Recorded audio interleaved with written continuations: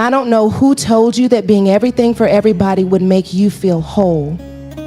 I don't know who convinced you that you had to keep showing up broken, bruised, and bleeding just to prove you're worthy of love, of validation, of being enough. But I came here to tell you, you cannot pour from a cup that you won't even let God fill.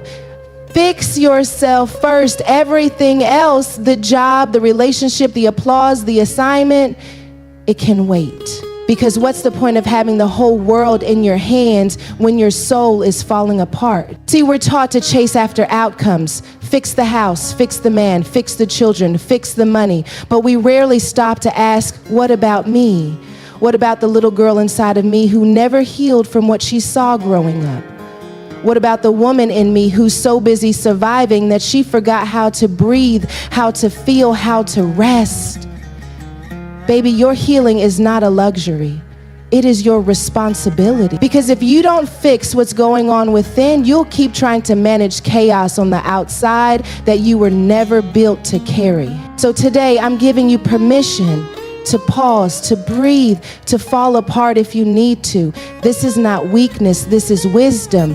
Because healing starts when you stop pretending and start prioritizing what's sacred. And you, woman of God, are sacred. You are not behind, you are not late, you are right on time for you. Fix yourself first. Everything else can wait. And trust me, when you rise whole, you'll handle what's waiting with power, not pressure. You can't heal what you keep hiding. That truth will sit with you until you're ready to face it. And the thing about hiding is it's not always intentional. Sometimes we bury things so deep, even we forget they're there.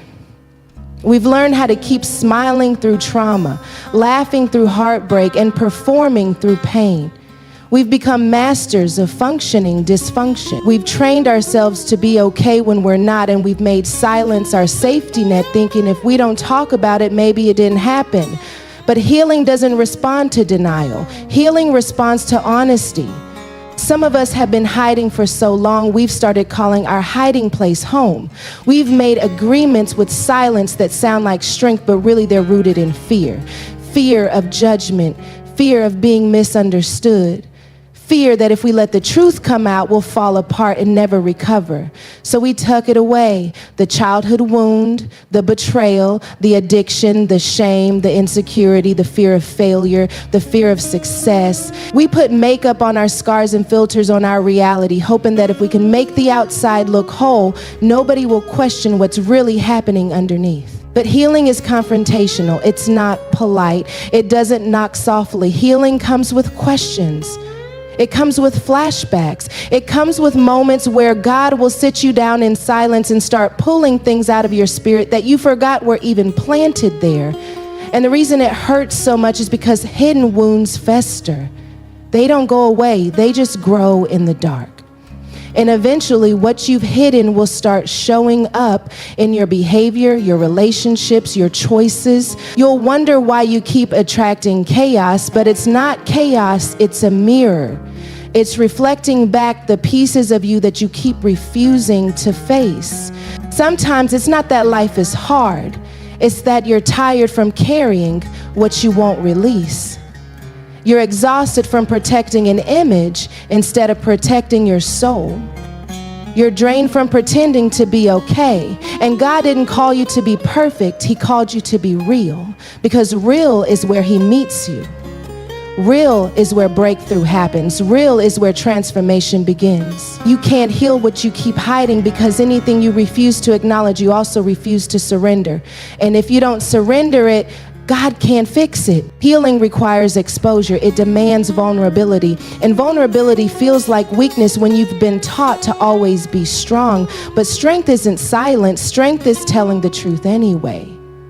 Strength is saying, I'm not okay, but I want to be. It's admitting that you need help, that you need time, that you need space to become whole.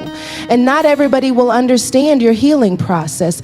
Some people will want you to stay broken because your brokenness made them comfortable. Some people only know how to connect with your wounds, not your wisdom. But that can't stop you from doing the work. You see, when you start to uncover the things you've hidden, you give yourself permission to live free. You begin to untangle the lies you believed about yourself, lies that said you had to earn love, lies that said you weren't enough, lies that said your pain was your identity. But the truth will set you free. And the truth is, you are not what happened to you. You are not the trauma. You are not the mistake. You are not the season you got stuck in. You are becoming. And every time you expose a hidden place, light gets in, healing gets in, God gets in. The enemy thrives in secrecy. That's why shame is so loud when you're silent. That's why fear grows in the shadows. Because as long as you're hiding, you stay bound. But when you speak, when you confront, when you confess, the power that pain had over you begins to break. It doesn't mean you forget. It means you stop letting what was define what is. You stop living like a prisoner in your own story. You start walking like someone who knows that even broken things can be rebuilt. Even buried things can be resurrected. Even silent places can sing again. But you have to stop waiting for someone else to give you permission to start healing. No one is coming to rescue you from what they don't even know exists. It's not about waiting for an apology. It's not about waiting for validation. It's about you choosing to get honest with yourself and say, I can't keep carrying this. That's when God can move. That's when the deep healing begins. Not the surface level fixes, but the kind that reaches down into your foundation and starts rebuilding your identity from the inside out. Healing isn't always pretty. Sometimes it's messy. Sometimes it feels like going backwards. Sometimes you'll cry over things you thought you were done with. Sometimes you'll have to forgive people who never said they were sorry. Sometimes you'll have to sit in silence and let God show you who you really are beneath all the masks and coping mechanisms. But it's worth it.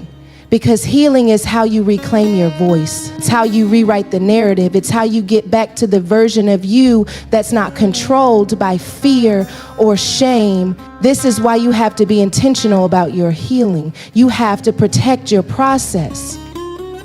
Not everybody deserves access to your vulnerable spaces. Not everyone can handle the truth of your transformation. But that doesn't mean you keep hiding. It means you get selective. You bring it to God first. You let Him show you what needs to be addressed. You let Him guide you in the peeling back of layers, because when God starts healing you, He doesn't just fix the symptom, He goes after the source. He won't let you stay in survival mode. He'll push you into wholeness, but He'll do it with love. So don't be afraid of the mirror. Don't be afraid to revisit the chapters you tried to skip. Because healing doesn't mean you stay stuck in the past. It means you bring it to light so it no longer controls your future. And the more you expose, the more you can expand.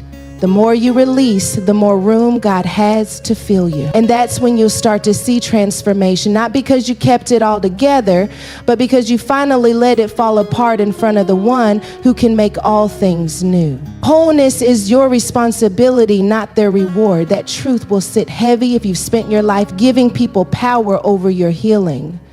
Because for some of us, healing has become a transaction. We stay broken, waiting for someone else to fix us, waiting for closure that may never come, waiting for apologies that we're never taught how to speak. And while we wait, we put the pieces of ourselves on hold, convincing ourselves that our restoration is somehow connected to their record. But God never designed your wholeness to depend on their maturity. He designed it to be your decision. It's easy to believe that if they had treated you better, loved you harder, stayed longer, or supported you deeper, you'd be further along by now. And maybe there's truth in that. Maybe you would have had an easier journey. But easier isn't always healthier. Sometimes the struggle is what reveals the root. Sometimes the pain is what introduces you to the parts of you that you've been ignoring. And if you stay locked into the narrative that someone else is responsible for your breakthrough, you'll stay bound to their absence, their silence, or their inability to give you what you needed. Wholeness doesn't wait for validation. It begins when you stop looking backward and start building from where you are. You don't need them to come back. You don't need them to understand. You don't even need them to agree with your healing process, because healing was never supposed to be about proving a point. It was supposed to be about reclaiming your peace. And if peace costs you the illusion that someone else holds the keys to your future, then it's worth the cost. So because nothing is more expensive than delaying your destiny while you wait for someone else to do what only you can do. Some of us keep rehearsing the betrayal, the abandonment, the loss, not because we want to stay in pain, but because we've made it the foundation of our identity. We've let pain become the reason for everything we are and everything we're not. We say we want to be whole, but deep down, we've tied our worth to being wounded. It gives us permission to stay stuck. It lets us avoid responsibility. It allows us to point the finger outward instead of looking inward. But real wholeness doesn't come from blame. It comes from accountability. It comes from choosing to rebuild even if you had no part in the breaking. There is a version of you on the other side of healing who doesn't flinch when you remember what happened. A version of you who doesn't shrink around the people who once made you feel small. A version of you who doesn't need revenge or recognition because your peace became more valuable than your pain. But you can't reach her if you're still waiting for someone else to give you permission to move forward. You can't become her if you keep handing your power to the people who misused it in the first place. Wholeness is not a prize they give you. It's a choice you make for yourself. You have to stop making your healing conditional on whether or not they ever get it, conditional on whether or not they change, conditional on whether or not they feel bad. Because some people will never feel what you felt. Some people will walk away from the wreckage they caused without ever looking back. And if your healing is waiting on their conviction, you'll keep bleeding in silence while they go on living. But healing doesn't need their permission. It just needs your commitment. You can't control what they do, but you can decide that today is the last day you let broken people decide how whole you get to be. Wholeness is messy. It's not always this beautiful, polished journey. Sometimes it looks like waking up with tears in your eyes, but still choosing not to text them. Sometimes it looks like going to therapy even when you don't want to talk. Sometimes it looks like praying through clenched fists and shattered expectations. But it's still yours to walk through. It's still your path to own.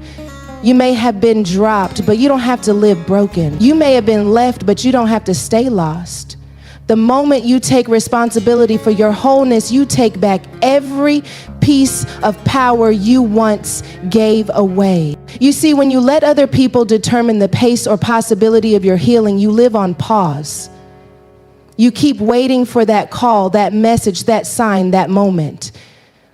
And life passes you by while you're stuck in a chapter God's already trying to close. He's not asking you to pretend it didn't happen. He's not asking you to suppress it. He's asking you to release it, to stop letting it run your thoughts, your worth, your relationships, to stop using it as a reason why you can't love again, trust again, dream again. Because what hurt you may not be your fault, but healing from it is your responsibility. There comes a point where you have to choose. Will I stay bound to what they did, or will I rise into who I'm becoming? Will I let that moment define me, or will I let it refine me? Will I keep playing the victim of their decisions, or will I become the author of my own healing? That choice is sacred, it's divine, and it's not always loud. Sometimes it's quiet. Sometimes it's made in the stillness when nobody's watching, when your heart is tired and your soul is weary and you whisper to yourself, I want to be whole. That's where it begins. not in the applause, not in the approval, but in the quiet, intentional decisions to come back to yourself. Because healing doesn't wait until everything around you is fixed. Healing is what empowers you to face life while it's still messy, while people still misunderstand you, while you still have questions, while the scars are still fresh. And that's what makes it so powerful, because it's not reactive, it's proactive. It's not a reward, it's a responsibility. A holy responsibility to yourself, to your calling, to your future. Because the version of you that God is raising up cannot afford to be held hostage by people who were never qualified to carry your soul in the first place. So when you decide to heal, not for them, not to prove a point, not to get closure, but simply because you deserve peace, you step into authority, you step into identity, you step into legacy. Because a healed woman doesn't just change her life, she shifts generations. She breaks patterns, she silences lies. She shows up different, not desperate, but discerning. Not perfect, but powerful. Not bitter, but better. And that kind of wholeness cannot be given. It must be owned. Peace isn't found in control. It's found in alignment. That's the kind of truth that cuts deep when you've spent most of your life trying to manage, fix, and hold everything together. Control makes you feel safe, especially when you've been through enough chaos to know what it feels like to be at the mercy of someone else's choices. So you start micromanaging life. You overthink every decision. You play every scenario out in your mind until your spirit is tired. Because if you can just control the outcome, maybe you can avoid the pain. Maybe you can skip the disappointment. Maybe you can outrun the past. But peace doesn't live in your ability to manipulate outcomes. Peace lives in your willingness to surrender outcomes to God and trust that He knows what to do with what you can't understand. We cling to control because it gives us a false sense of power. It makes us feel like we're doing something productive. But most of the time, control is rooted in fear, not faith. It's a coping mechanism we learn from broken places. It's our way of trying to make sure we're never blindsided again. But what if the same walls you built to protect yourself are now the barriers keeping peace out? What if your need to predict everything is actually the reason you can't rest? Because control keeps you busy. It keeps you analyzing people's actions, replaying conversations, rehearsing failures, and doubting what's already been promised. And all the while, peace is waiting. Not on your perfection, but on your posture. Peace comes when your soul agrees with heaven, when your spirit stops resisting the process and starts aligning with the pace of grace. When you realize that peace is not about certainty, it's about presence. It's about knowing that even if you don't have the plan, you're walking with the one who does. Peace shows up when you stop trying to be God in your own life and let God be God through your life. Because the truth is, you were never meant to carry everything. You were never meant to figure it all out. That's why your shoulders feel so heavy. That's why your mind won't slow down. Because control is exhausting, but alignment is liberating. There's a difference between planning and controlling. Planning is wise. It's good to be prepared, to be intentional. But when planning becomes obsessive, when it becomes a way to avoid risk, when it turns into a weapon you use against yourself every time life doesn't go as expected, that's not planning anymore. That's fear wearing a mask of responsibility. That's anxiety disguised as structure. And the more you grip what you can control, the more peace slips through your fingers. Because peace doesn't need every detail. Peace needs your trust. Peace doesn't ask for perfection. Peace asks for obedience. Alignment means letting your life flow in the direction God is calling it, even when it's uncomfortable, even when it's unclear, even when it feels like you're losing something by letting go. Because true alignment requires sacrifice. You might have to release some relationships. You might have to walk away from opportunities that don't serve your growth. You might have to stop doing things that once made you feel secure. And that's the tension. Control wants you to cling, But alignment teaches you how to release. Control says, I have to make this work. Alignment says, if it's not aligned with my purpose, I don't need it. You don't have to force what's meant for you. You don't have to beg for what's aligned with your calling. You don't have to chase things that are rooted in peace. When you're in alignment, blessings come without burnout. Doors open without manipulation. People come into your life without you having to shrink to keep them. And that's the difference. Control demands effort. Alignment invites ease. Not that life becomes easy, but you stop fighting battles you were never meant to engage in. You stop striving in places where grace is already flowing. Sometimes we confuse control with responsibility. We think it's our job to keep everything together, everyone happy, every plan on track, every outcome predictable. But that's not responsibility, that's pressure. And pressure will wear you down, especially when you weren't designed to carry what you're holding. You have to ask yourself, is this mine, or am I carrying someone else's assignment? Because alignment isn't just about what you do, it's about what you release. It's about knowing when to step back, when to trust, when to let go, and when to say, God, I don't know what's ahead, but I believe you do. Peace doesn't mean the storm stops. It means you're no longer controlled by it. It means you can sit in the middle of uncertainty and still breathe deeply. It means you can lose a plan and not lose your mind. It means you can hear no and still believe that yes is coming. Because when you're aligned, you don't measure success by how much control you have. You measure it by how much peace you keep. And peace is the fruit of trust. Peace is what grows in the soil of surrender. Peace is the evidence that you've chosen alignment over anxiety. Some of the things you're calling peace are really just control in disguise.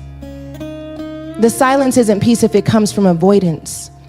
The stability isn't peace if it's rooted in fear. The plan isn't peace if it's driven by perfectionism. You have to redefine what peace actually means for you. It's not just about things being quiet. It's about your spirit being still. It's about being so anchored in God that even when things shake around you, they don't shake you. That's the kind of peace that doesn't come from a schedule or a strategy.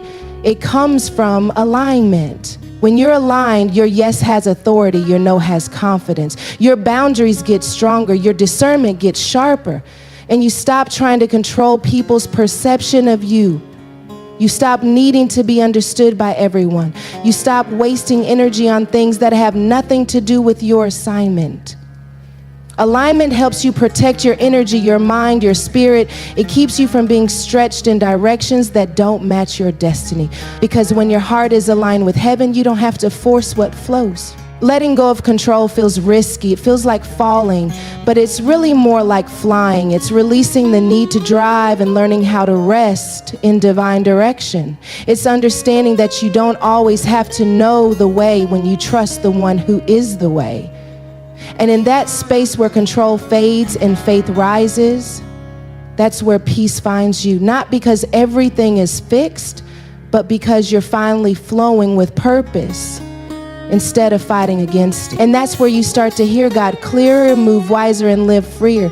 Because peace isn't a product of control. It's the reward of alignment. God will wait for you to choose you before he releases what's next. That's not punishment, it's protection. Because God is not going to give you something you're not healed enough to hold. He's not going to open doors you're too wounded to walk through. He's not going to put blessings in the hands of someone who still believes they're not worthy of receiving them.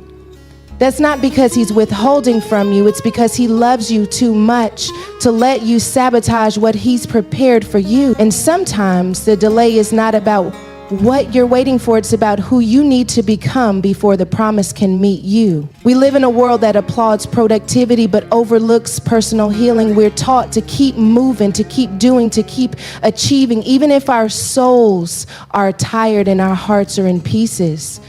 But God doesn't work on the world's timeline. He's not in a rush to get you to your next season if your current one still holds the key to your becoming. And that key is you. Not the version of you that performs, people pleases, or pretend. The real you. The you who needs to be seen. The you who needs to forgive. The you who needs to rest. The you who needs to believe that you're more than your past, your pain, your patterns. Some of us are asking God for elevation, but we haven't even chosen ourselves in the areas that matter. We keep showing up for others while abandoning ourselves. We stay loyal to people, to roles, to responsibilities, but we don't stay loyal to our own healing. We don't honor our capacity. We don't protect our peace. We don't draw boundaries where we're being drained. And God is saying, I want to bless you, but I need the healed version of you to catch it. I need the whole version of you to carry it. I need the secure version of you to sustain it. Because if you haven't chosen yourself, you'll give away everything I give you just to feel valuable. God will wait, not because he's distant, but because he's patient. He knows what's inside of you. He knows the woman you're becoming, but he also knows the lies you still believe, the shame you haven't released, the fears you haven't faced, the habits you haven't broken. And rather than letting you step into something that will trigger your unhealed places and set you back even further, he says, let's get this right first. Not for performance, but for preservation. Because anything you gain before you're ready can feel like a curse instead of a gift. We keep praying for new levels, but God is waiting for new choices. Choices that reflect healing, choices that reflect growth, choices that say, I'm not going to betray myself to keep you. I'm not going to stay where I'm shrinking. I'm not going to hide my voice, my worth, or my truth, because choosing you doesn't mean selfishness. It means stewardship. It means recognizing that your life matters, that your heart matters, that your purpose matters. And if you keep pushing yourself to the back burner, how can you expect to lead, to build, to nurture, to thrive? Some of us think we're waiting on God, but God is waiting on us. Waiting on us to stop pretending, waiting on us to stop accepting less, waiting on us to stop negotiating our value, waiting on us to finally believe that we're not behind, we're not broken, we're not too late, we're just in a becoming season. And becoming takes courage. Becoming requires you to let go of familiar dysfunction. Becoming means you stop rehearsing the same cycles and start writing a new story, one where you are the protagonist. One where you're not just surviving, but healing. Not just hoping, but choosing. Not just dreaming, but aligning. You can't skip the part where you choose yourself. You can't bypass the inner work. You can't fast forward through the pain. God is not going to release what's next while you're still addicted to old patterns. He's not going to send you a purpose partner when you're still abandoning yourself. He's not going to release vision when you're still compromising your values, because what he has for you requires stability. It requires discernment. It requires healing. And all of that begins the moment you say, I choose me. Not the broken me, but the healed me, the growing me, the becoming me. That choice doesn't always look dramatic. Sometimes it's quiet. Sometimes it's walking away from what doesn't honor you. Sometimes it's saying no when you used to say yes just to be liked. Sometimes it's spending time alone to hear God clearly without the noise of opinions. Sometimes it's finally admitting that you've been performing because you were scared to be seen. But when you choose you, things begin to shift.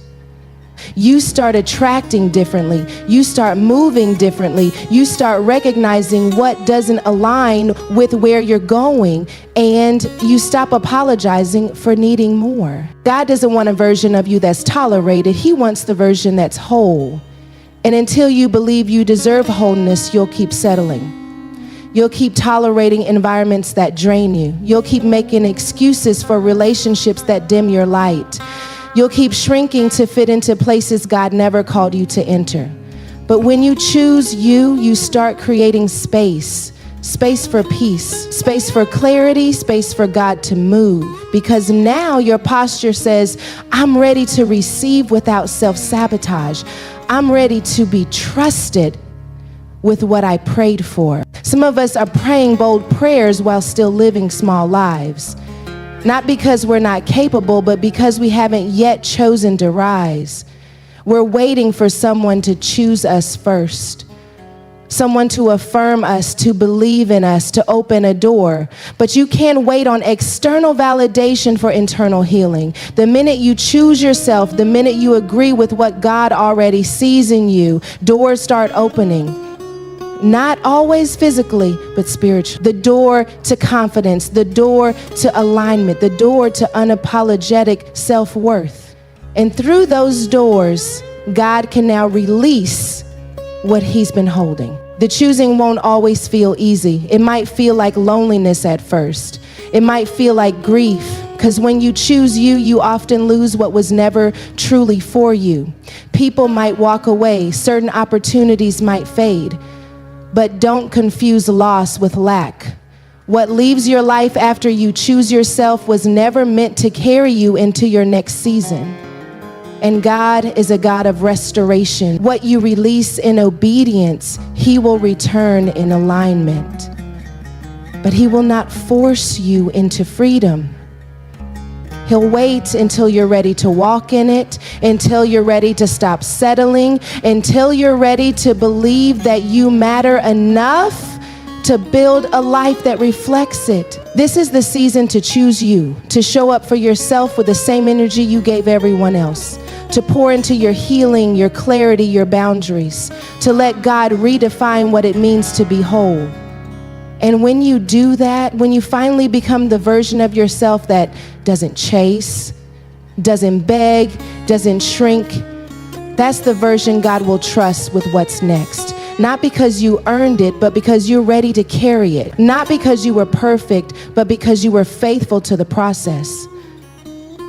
Because you said yes to healing. Because you said yes to growth. Because you said yes to yourself.